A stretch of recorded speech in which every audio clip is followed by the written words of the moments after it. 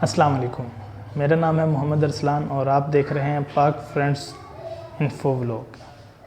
امید کرتا ہوں آپ سب لوگ خیر خیریت سے ہوں گے اور ہماری نیک دعاؤں اور تمناؤں کی بدولت آپ سب ہنسی خوشی اپنی لائف گزار رہے ہوں گے۔ سب سے پہلے معذرت کہ بہت ہی لمبے عرصے کے بعد ایک لانگ ٹائم کے بعد آپ کے سامنے ایک ویڈیو کے لیے حاضر ہوا اور آپ لوگوں کو ویٹ کرنا پڑا، تو اس کے لیے سب سے پہلے میں معذرت کرتا چلوں۔ اور ایک دم سے آپ لوگوں کے سامنے آنے کا مقصد صرف اور صرف یہ ہے کہ آج ہمارے ملک کے جو حالات ہیں ان کی نظر ایک چھوٹی سی مسٹیک جو ہمارے ملک کو تباہ کرتی جا رہی ہے۔ بہت افسوس ہوا 14 اگست کا سن کے۔ 14 اگست 1947 پاکستان وجود میں تو آیا لیکن ہمیں آزادی نہیں ملی۔ کون سی آزادی کی ہم بات کرتے ہیں جس 14 اگست پہ ایک بہن کی، کسی کی بیٹی کی مینار پاکستان کے اندر عزت لوٹی جائے؟ تو کیا ہم اس ملک کو آزاد ملک کہیں گے؟ بالکل نہیں کہیں گے۔ آپ کس آزادی کی بات کرتے ہیں جس ملک میں ہمارے بانی، پاکستان کے بانی قائد اعظم محمد علی جناح، ان کی مزار کے نیچے جو ایک چھوٹا سا کمرہ ہے جس کے اندر قبر ہے، لحد ہے، اس کے اندر زنا خانہ عام چلتا ہے، تو کیا ہم اس کو کہیں گے کہ ہم آزاد ہیں؟ ارے پاگل ہیں ہم جو ہم آزاد ہیں۔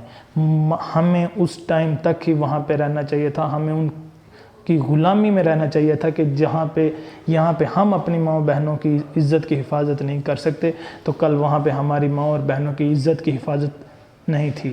بھول گئے ہیں یہ لوگ۔ 14 اگست 1947 کا دن آج بھی میری آنکھوں کے سامنے گھومتا ہے۔ ہسٹری پڑھ کے دیکھیے اس کی۔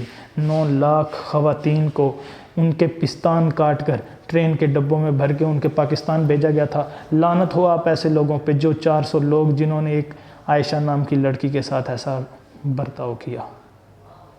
کہاں گئی آپ کی مردانگی؟ صرف اور صرف عورت پہ نظر آتی ہے۔ اور ایک کبھی اپنی ماں اور بہن کو دیکھا کہ کل کو اگر وہ بازار جا رہی ہو سبزی خریدنے، کپڑے خریدنے یا کچھ بھی کرنے جا رہی ہو، اس کو 400 لوگ اس طرح پکڑ کے سر عام اس طرح اس کے کپڑے پھاڑ دیں، اس کی ٹانگیں اٹھا دیں؟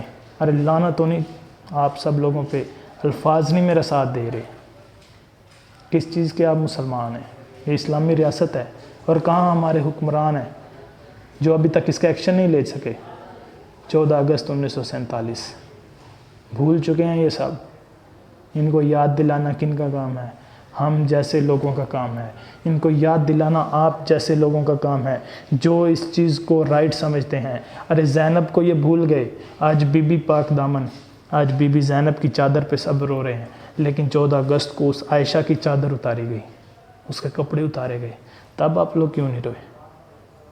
جو لوگ آپ کے سامنے ہیں ان کی آپ عزت بچا نہیں سکے، جو لوگ ہم سے پہلے اس دنیا سے رخصت ہو چکے تو ان کی عزت پہ، ان کی چادر پہ رونے کیوں آ رہے ہیں آپ لوگ؟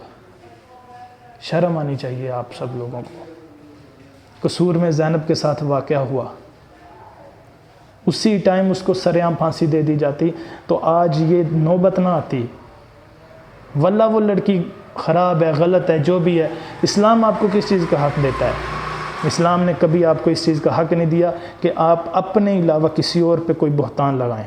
اسلام کہتا ہے کہ اگر آپ کو پتہ ہے کہ وہ غلط ہے تو آپ جسٹ اپنے تک رکھیں، کسی پہ بہتان، تہمت، غیبت، چغلی کرنا آپ کا کام نہیں۔ تو پھر آپ کیسے اس لڑکی کے اوپر کہہ دیتے ہیں کہ وہ لڑکی غلط ہے؟ ہاں وہ غلط ہے۔ اسلام کہتا ہے آپ کسی طوائف کو، آپ کسی رنڈی کو یہ نہیں کہہ سکتے کہ یہ غلط ہے۔ اس کو بھی اتنی ہی عزت کی نگاہ سے دیکھا جانا چاہیے جتنی عزت کی نگاہ سے آپ اپنے گھر میں ماں بہن کو دیکھتے ہیں۔ وہ بھی کسی کی ماں بہن ہے۔ کیا یہ سب کر کے آپ نے ایک معرکہ مار لیا؟ ہم اس پاکستان کے لیے اپنے ان آباء و اجداد کی قربانیوں کو بھول گئے جو 14 اگست پہ آپ لوگوں نے کیا؟ لیکن شرم آتی ہے کہ اب میں ایسے پاکستان میں ہوں جہاں پہ میری ماں بہن اور بیٹی کی جو عزت ہے وہ سیف نہیں ہے۔ سانحہ موٹر وے کس نے نہیں دیکھا؟ سب نے دیکھا۔ اکاڑا میں بچوں کے سامنے माँ को उसके घर में दरिंदगी का निशाना बनाया गया और उसको कत्ल कर दिया गया, फिर कहाँ गई वो आप लोगों की मर्दानगी? मोटरवे तो आप कहते हैं कि वो अकेली गई थी, क्यों गई थी? वहाँ पे कहाँ गई आपकी मर्दानगी?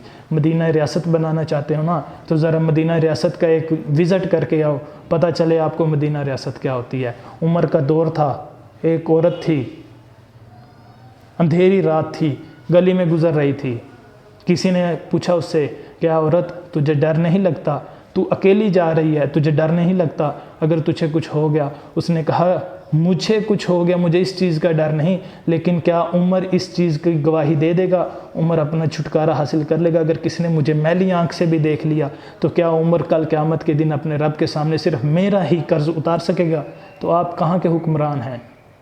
अरे उसने तो 22 लाख मुरब्बा मील पे हुकूमत करके एक ऐसा अदल कायम किया था कि दुनिया आज तक उसकी मिसालें देती हैं। आपके पास तो इतना सा छोटा सा पाकिस्तान है, एक चुटकी बराबर पाकिस्तान नहीं संभाला जाता। अगर नहीं संभाला जाता तो ऊपर बैठे क्यों हैं? कहाँ गई पुलिस जिसको 2 घंटे लगातार कॉल की जा रही थी? कहाँ हैं सब आला हुकाम? शर्म आनी चाहिए आप लोगों को, बहुत ही बड़ी गलती की है, इसकी सज़ा सरेआम होनी चाहिए। हमारे आला हुकाम तो ऐसे हैं कि महाराजा रंजीत सिंह, उसका मुजस्मा शाही किले में लगा हुआ, सरेआम उसको तोड़ा गया और उस पर एक्शन लिया गया, उस बंदे को जेल में डाला गया, लेकिन अगले ही पल उसकी ज़मानत कर दी गई।